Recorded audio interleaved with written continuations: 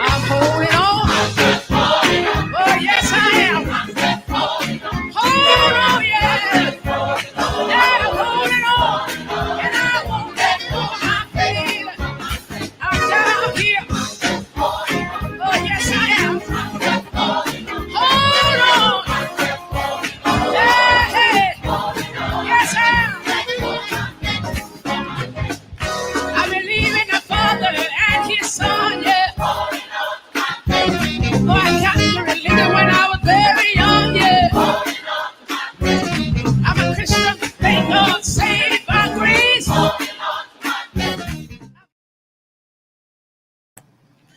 What's happening, loungers? I hope everybody is doing as great as I am this evening, okay?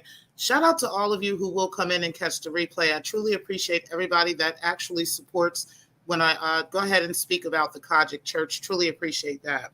I did have to change up the music because, unfortunately, I was not able to monetize the videos prior to that because of the music that I was playing. But this allows me to share revenue with the Mississippi Mass Choir, I guess whoever they are, but shout out to the Mississippi Mass Choir because that is their song. And I was able to share revenue with them regarding this music. So shout out to them and shout out to YouTube for allowing that with content creators. Now, guys, we do have to get into a very, very tough story today in regards to Bishop James L. Keith Jones. And this is the Kimberly Pollard story, okay? So she's been out in the public talking about this from 2016. A very serious situation going on. And we're going to get right into this because it is absolutely nuts what is happening with this situation, okay? But before we get into that, we are going to have like a little bit of a laughter moment, okay? Because, these are some really heavy stories, right? And to avoid, just having all that heaviness on us, I think it's best that we have a little bit of laughter as well. So what I'm going to do is do Am I the Assholes? I remember doing that before when I was talking about this previous quote-unquote podcast. I'm sorry, my bad, guys. Y'all know all about that. But either way, I am not, I'm going to go ahead and do an all about the assholes or am I the asshole? Okay. And kind of just laughter and just kind of get that going a little bit before we get into this crazy story. Okay. Because, again, we want to keep our spirits up and keep things balanced. Okay. So I definitely want to do that. So let's go ahead and get into this. We are going to get started in just about a minute. Okay.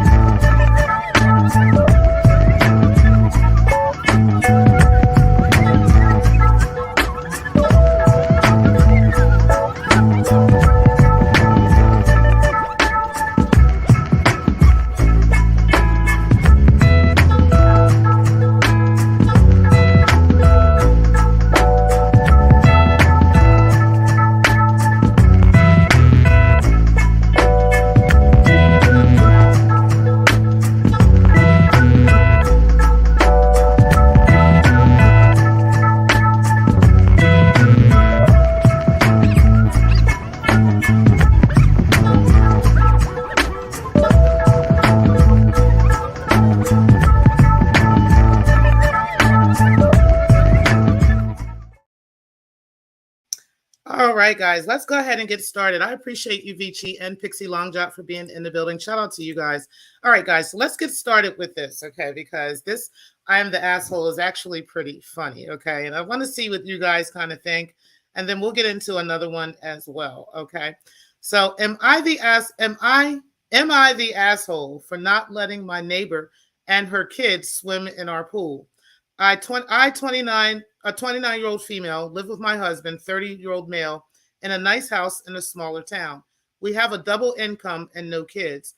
Our house has a pool in the yard. It's really nice since it does get quite hot during summers. Our neighbor, 32-year-old female, is a single mom of three. Her house doesn't have a pool, and it's a lot smaller than ours.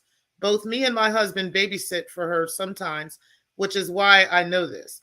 Yesterday morning, when my husband had already left for work and I had started to work from home, I heard noises from our yard. Our houses, our houses are right are here aren't right next to each other. So it's quite easy to tell that the noise is from your yard. So I went to check, and our neighbor and the kids were swimming in our pool. I was confused since she had never came to our house uninvited. But I went to talk to her and asked what was going on. She explained that she had a day off from work, so she wanted to do something nice with her kids.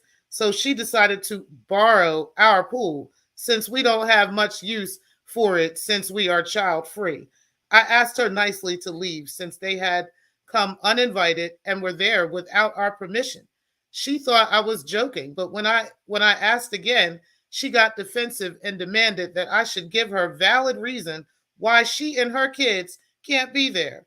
I didn't give her reasonings, but I told her that I would call the police if she didn't leave and told her not to show up uninvited again. She did leave but kept cursing at me and even accused me of classism. I think it's important to mention that because we live in an area where the houses aren't right next to each other and you can't see inside our house, even for the furthest point of our yard. So, me and my husband tend to hang out just in underwear or sometimes naked. So, I was shocked to find her there just using our pool so comfortably. My neighbor has been mad to me my neighbor has been mad at me since, and she has badmouthed me to others in the neighborhood. I told my husband and my parents about this. My husband and my dad think that what I did was reasonable, but my mom told me that I should have been more understanding to her since she works hard and is a single mom of three. But I feel like she didn't care about our privacy at all. So am I the asshole? Y'all think about that. Child, I'm going to let you know right now, the neighbor would have been cussed out if it was me. Okay. I'm sorry. I ain't got no time for nobody to be up in my yard. That is my personal space, right? If I did not invite you to that personal space, I don't care what's going on in your household. That don't have nothing to do with me, right? I worked hard for what I have in my household, and this is what I've got. And I feel like I have the right to my privacy. Like, you don't just get the right to just jump up in my pool with your kids. And it makes me wonder if this neighbor has done this multiple times, right? While they're not home or while they think they're not home, you know what I mean? Or something like that. And this particular time, she thought that they wasn't home and she just hopped up in the pool with the kids. Like, girl. And then they would have to come as far as they do because she said it's not like, the houses are right next to each other. You got to come a distance to come between the 2 yards. So how would she, like, nah, girl, like, you just decided to take, like, you couldn't find a lake, you couldn't find a local pool somewhere that you can use, that everybody can use or something. Why wouldn't you just take your kids to that or take your kids to the beach or something? Like, I don't understand how you just take it upon yourself to just jump in somebody's pool. So no, I definitely think that the neighbor was the asshole in that situation. Now, if I invite you, like for me, what I would do in that situation is, like, I would, well, now I wouldn't after this chick done use my pool, right? But prior to that, in my mind, I probably would have thought, like, okay, we don't have kids, they got kids. We can invite them over to use the pool, maybe once a month or once every couple months or something like that. I would just invite them down and they can come and hang out and stuff. Me and my husband know we're not going to be doing nothing else, right? And then that'll give us a chance to be dressed and all that other stuff when these kids come over here, right? It's crazy. I just found that is really crazy. And I don't think that person was an asshole for that one. Let's get into this one right here. Um, it says, am I the asshole for being indecently exposed while feeding my baby? I, female 28, recently had mine and my husband's 32 first child, a little boy who is now 5 months old. Our baby is amazing and we are so in love with him. After the birth, we only allowed our parents' siblings to see the baby so that we could have some time to settle into our new lives. We didn't want to be overrun with visitors, but decided to host a barbecue this weekend so some more extended family and friends could meet baby. It went really, really well, and everyone was so over the moon to see the little one. I would like to clarify this wasn't a huge gathering, maybe only 10 people. At one point, I took baby inside for his lunch. I am nursing him at the moment, so I went to his nursery so we could have some privacy. As most people were in the backyard, I thought that this would be a quiet spot for the two of us. Unbeknownst to me, my best friend's husband, she's a female, 27, husband's 29, needed the bathroom at some point and came into the house. I think he was having a bit of a snoop around because he ended up opening the door to the nursery where I was with the baby, which is nowhere near the bathroom, and inevitably found us. He was quite shocked and fumbled his words a little bit before closing the door and leaving. I was not very happy that this had happened because I had specifically gone looking for a quiet moment so my baby could eat. So baby could eat, but it is what it is, and I thought it was over. When I walked out of the house a little while later, I was surprised to see that my best friend and her husband had left. My husband called tells me that when my best friend's husband came out of the house, he immediately reprimanded my husband for the fact that I was exposing myself and acting inappropriately in front of guests. Well, of course, my husband was very confused by what was going on, but the husband basically just grabbed my friend and the two of them left, leaving everyone else quite stunned. A few hours after everyone had gone home, the best friend started a group chat with myself, my husband, and my best friend, and basically said that he could not believe how I had exposed myself to him today when I knew he was happily married and that I should have more shame. He said that I was not setting a good example for my son, who would grow up as some kind of deviant because I am refusing to feed him in a normal and healthy way.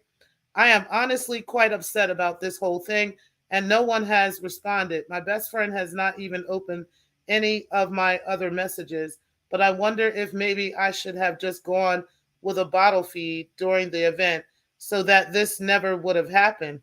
My husband thinks the husband has lost his mind, but I wonder what was I the asshole? Absolutely not. She wasn't the asshole. First of all, why was he running through her crib, going up in spaces that he shouldn't have been in, right? He should have been like, if you're at somebody's house, I'm a guest at your house, I'm going to specifically ask you if I need to use the bathroom, where the bathroom is. And you're going to give me instructions on where that is. This lady said the baby's room where she was at was nowhere near the bathroom. Okay. So why was he snooping around in that part of the house to begin with? Number one, right? Number two, after that, like I'm over here breastfeeding my child. What does you mean? You shouldn't have came in that room to begin with. Why were you in that part of the house? That is the biggest question. And then you got the nerve to make a big deal out of this shit like that. To me, it sounds like he obviously has some type of issue with this woman already, right? It sounds like he doesn't like the idea that her and his wife are friends, right? And somehow he's trying to come between that. I don't know if that's what's going on with this guy, but that dude should have got punched in the mouth for real. He lucky the husband didn't knock him the fuck out. Well, some real shit. Like that is crazy for him to be up in this woman's house like that and violating her space and violating her privacy, and then got the nerve to act like he's some victim or something. Like she's exposing herself to him and all this other stuff. Why was he in that part of the house? Like I can't get over that part of it. Like I could see if the bathroom was right next to the baby's room or something like that, then I could understand him accidentally opening that door, right? And even getting some kind of, but where does he get that idea that this is unhealthy to feed your child? Like, what are you talking about? She's in her house, like with her baby in his nursery. Like, I don't understand that one at all. That dude is definitely nuts. And hopefully the wife leaves his ass, or, get herself together and stop fucking with him, because it's clear that there is something else going on upstairs with him. If all of that came from him, literally from her breastfeeding her baby in her own house. Like, that is wild. That is absolutely nuts. And tucked away in the baby's room at that, right? Right. What kind of man is he? Exactly. You said, is he crazy? Is what I want to know. Right. He probably did not allow his children to be breastfed, which is, to me, that sounds like he's got some kind of weird issues going on.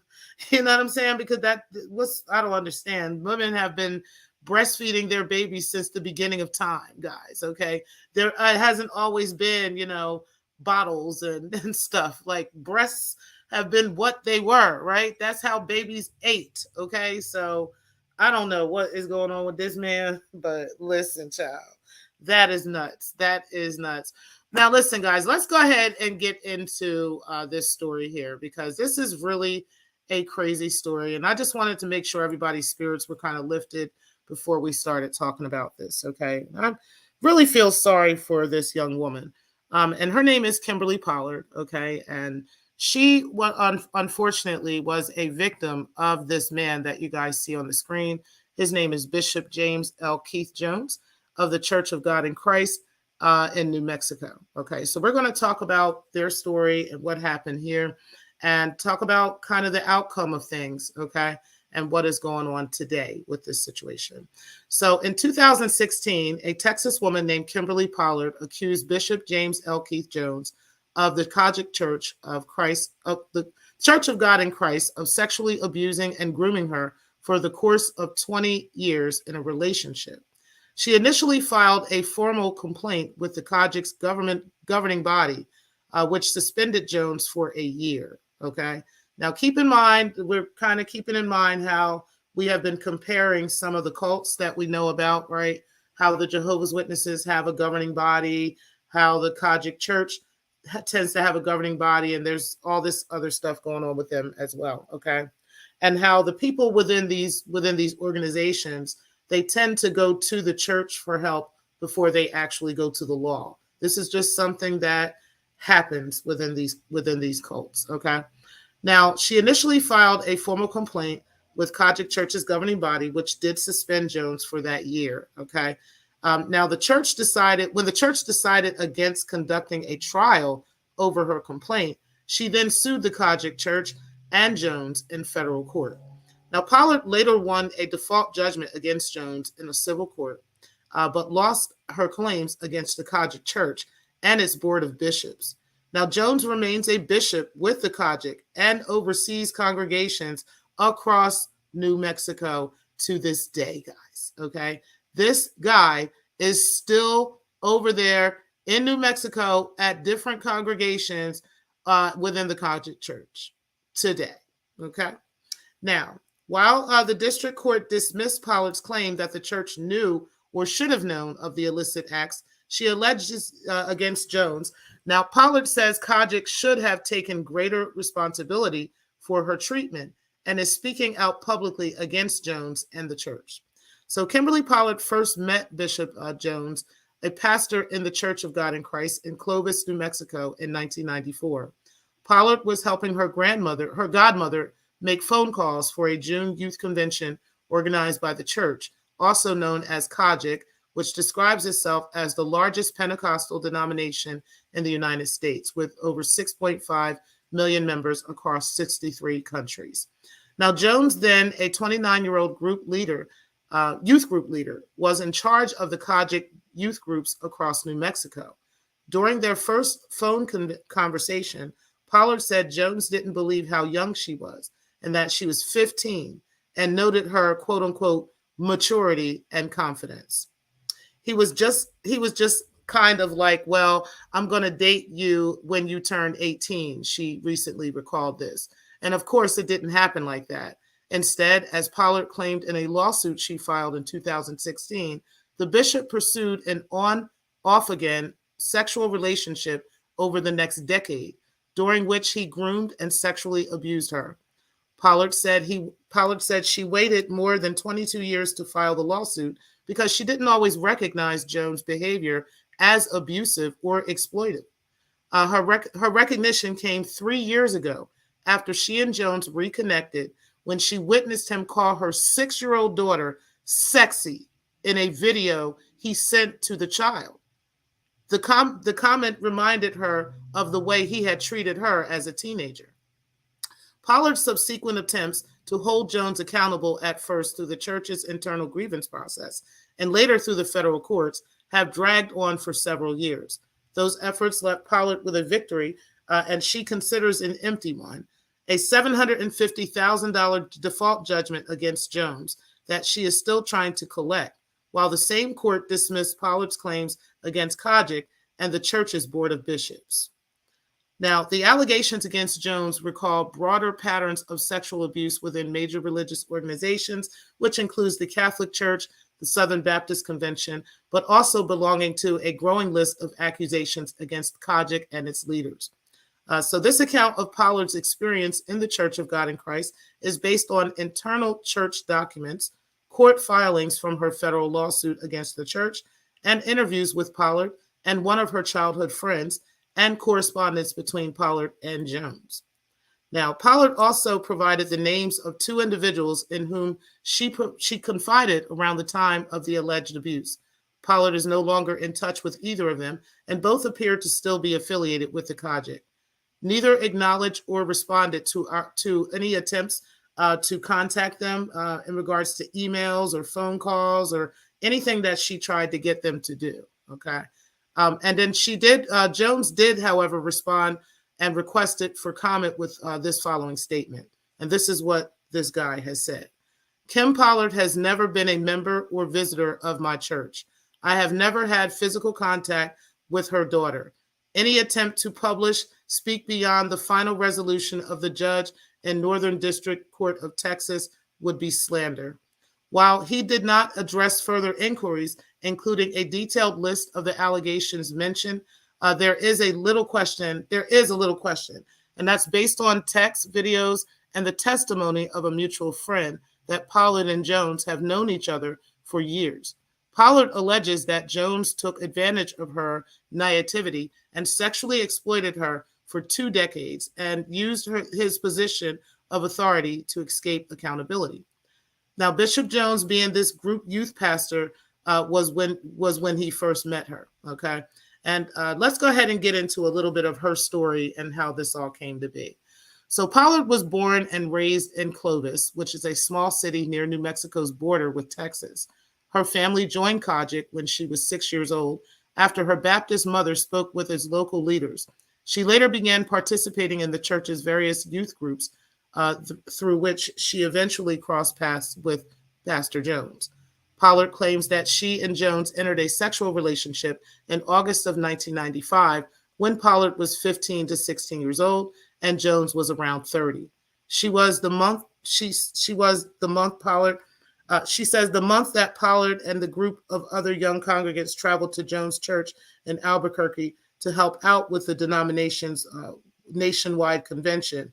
She was traveling with her and her best friend, Dorcas Lawson, whom she met that June at a youth convention in Hobbs, New Mexico.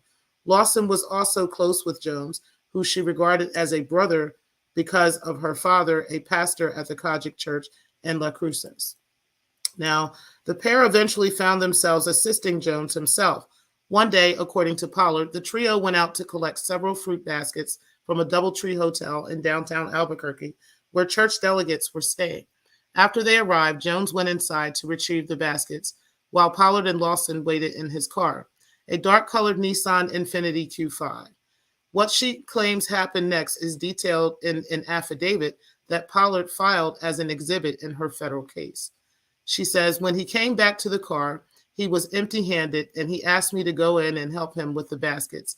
I went in with him. Once in the room, I grabbed a basket and headed towards the door, only to be stopped by him. He said he needed to ask me something. He said something had told him that I said we had kissed, and someone had told him that I said we had kissed, and was that true? Did I, in fact, tell someone we had kissed? My reply was no. Then he asked, so if I kiss you now, would you tell anyone? I told him no. That's when he kissed me, took the basket out of my hand, and led me to bed. We had sex. Pollard didn't characterize the alleged incident as violent or forcible, but sexual intercourse between a 15 to 16-year-old and 30-year-old is fourth-degree felony in New Mexico. Lawson, who now lives in Atlanta, doesn't recall exactly when Pollard told her about Jones' behavior, but remembers watching her friend and the bishop entering and later exiting the DoubleTree. We get to the DoubleTree Hotel, and I'm thinking nothing of it because it's my best friend and my brother, Lawson explained. So we pull into the hotel. He gets out and asks her to come with him. So I'm sitting in the car 5 minutes, 10 minutes, 15 minutes later, 20 minutes later. Eventually, Pollard and Jones returned to the car, and the trio made their way to a nearby church service. Lawson kept quiet. Lawson kept quiet, and Lawson kept quiet, she said, because she feared her father, who also served as a pastor in Kojic, would be disciplined if she ever spoke out. And she didn't understand what Jones was doing. I was young. I really couldn't think about it, she said. As a young girl, it's flattering to have an older guy interested in her.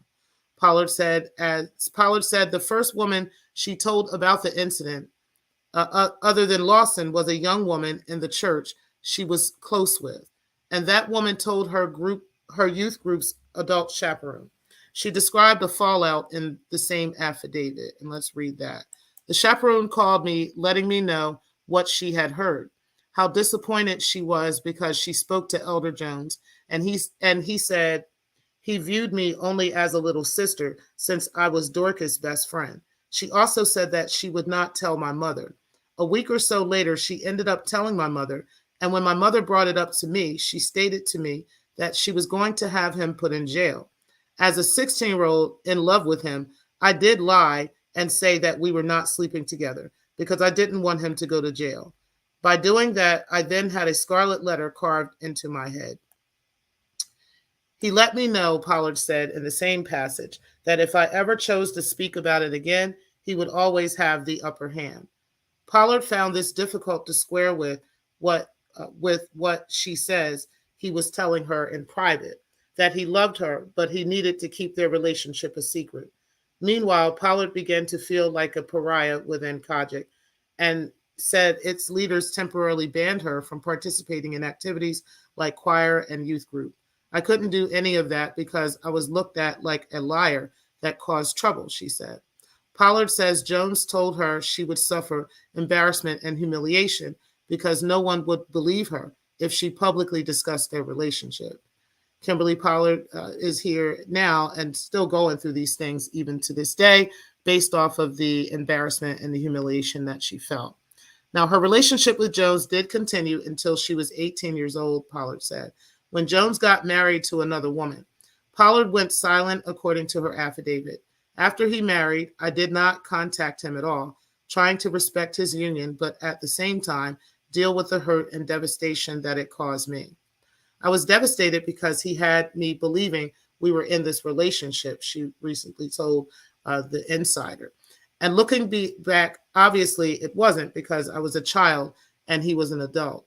The bishop's marriage and its interruption of her relationship with him caused suicidal thoughts and drove her to self-harm, Pollard continued. It was a very dark time for me, and there was no one that I could talk to about it because he had trained me to think, if I'm not saying anything, you shouldn't tell anyone either. But Pollard says that a little over 5 months later, in December of 97, Jones called Pollard and said he missed her. They soon resumed their relationship, which continued on and off for the next 15 years as Jones ascended the church's hierarchy. Then, in 2010, Pollard had a daughter of her own with another man. Pollard alleges Jones told her then 6-year-old daughter she looked sexy. Jones was furious that she was involved with someone else. Pollard claimed in her complaint, where she described him as irate and demeaning. She said he accused her of, quote unquote, violating the trust of their relationship and that they temporarily broke things off. 4 years later, she received a message from Jones. He was planning to visit his mother at a hospital in Lubbock, Texas, where Pollard had moved in 2000 and wanted to reconnect in person. According to Pollard's affidavit, she and Jones met and later had sex at a hotel near the city's downtown. At the time, Pollard did not yet consider Jones dangerous, so she later allowed him to contact her daughter, who was only 5 at the time, then over video, chat, and telephone. At the time, the bishop still lived in Albuquerque, hundreds of miles away from Pollard's new home in Texas. The first red flag came during a video chat when Jones joked about wanting to date the young girl, Pollard said. He said he wanted to date my daughter when she turned 18 to see if she loved him more than I loved him. He said it jokingly, and I was like, what are you talking about? Now, we can, let's go ahead and go down a little bit further. Now, Pollard's complaint and affidavit describes a subsequent incident in February of 2016 in which Jones allegedly told Pollard's daughter via a video message that the then almost 6-year-old looked sexy in her nightgown. Pollard provided copies of several video messages depicting Jones and screenshots of text messages between her and the bishop to KRQE in Albuquerque. The CBS and Fox affiliate aired a clip showing Jones describing someone as sexy in a nightgown. To Pollard, the video clarified Jones' intentions, and this just kind of went up and just showed exactly what she had intended to do with her daughter.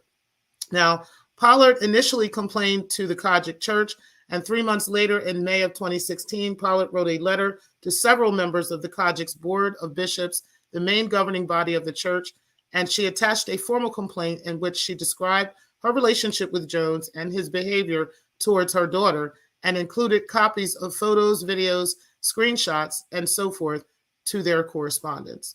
An internal unit of the Board of Bishops, known as the Grievance Committee, launched an investigation based on Pollard's complaint, which involved soliciting a formal response from Jones. Neither the complaint nor the response appear in public court dockets, but other documents describe their contents and details. So according to the committee's final decision, a copy of which Pollard submitted to the court as an exhibit, Jones denied most of Pollard's allegations, questioned the legitimacy of the evidence she provided to the committee, and insisted that the statute of limitations had long expired. Wow. While Jones admitted to a portion of Pollard's allegations, including the video message where he referred to her young daughter as sexy, he also attempted to reframe them as relatively benign. The bishop concedes that he made the video statement and that it might have been in bad taste, quote unquote, but he challenges the notion that the video message to Miss Pollard and her daughter rose to the level of sexual misconduct, malfeasance, or conduct unbecoming a bishop, quote unquote, the committee's chairman wrote. I'm not sure what they would need, right, for this to be, considered, sexual misconduct, malfeasance, or conduct unbecoming of a bishop, for this grown-ass 50-plus-year-old now man calling a little 6-year-old sexy, okay? What else do they need, right? But it's clear that they're covering up stuff like this within the church. Let's go ahead and keep going. Although the Grievance Committee found that there is just cause to believe that Jones had a sexual relationship with Pollard and that Jones' relationship with Pollard amounted to conduct unbecoming of a bishop, the judicial body left any decision, including about the bishop's comments about Pollard's daughter, to the committee's national counterpart. The board suspended Jones for a year and 1 day, but voted not to refer Jones to the church's national body for a formal trial. In his response to the church's final decision, which later appeared as an exhibit in Pollard's federal case, Jones expressed regret about the investigation's impact on the larger church. The case and allegations of Pollard versus Bishop James L. Keith is an exception to the life that has been going on for over 50 years, okay? And I just wanted to share her story and how these things happened and what was going on with this situation, because it's just absolutely nuts what has happened with this situation, okay? And so shout out to everybody who was able to listen in on this story. I just find it absolutely disgusting what happened with this woman. And she did win in the courts in regards to this, but this man is still behind the pulpit to this day. He is still in New Mexico, out here, quote unquote, serving the people in the church, and yet is saying comments like this and doing things like this, and has been sleeping with this woman since she was 15 years old, when he was around 30. Okay. So, yeah, we're exposing all of this stuff, guys. We are not going to be keeping quiet about what is going on in the Kojic Church, because there is a lot more stories that are similar to this and others. And I will be bringing that stuff to you guys in this series, okay? But I definitely appreciate everybody for tuning in. Make sure that you guys do hit the like button on the way out. And you said, have there been any more reports on him? Not that I know about. But sometimes it takes years for kids to come forward, and some people just never come forward, right? So it's possible that there are. I just haven't heard about them yet. But if I do hear about them, I will be adding that to this series as well. Okay. The next one I do will probably be about Sylvester's story, because he also was a victim of sex abuse within the Kojic Church. Okay. So we're going to be talking about that. And there's some other ones that I'll be getting into as well. But I definitely appreciate all of you for coming in. And again, make sure you guys hit the like button on the way out, guys. And I will talk to you guys later. Oh, yeah, let me let you guys know. So I'm still doing the true crime at bedtime. I just wasn't able to do it the other night. So I'm probably going to get that to you tomorrow night. Okay, so I do apologize for that, but I will get that out to you guys. And peace, guys. Thank y'all for watching.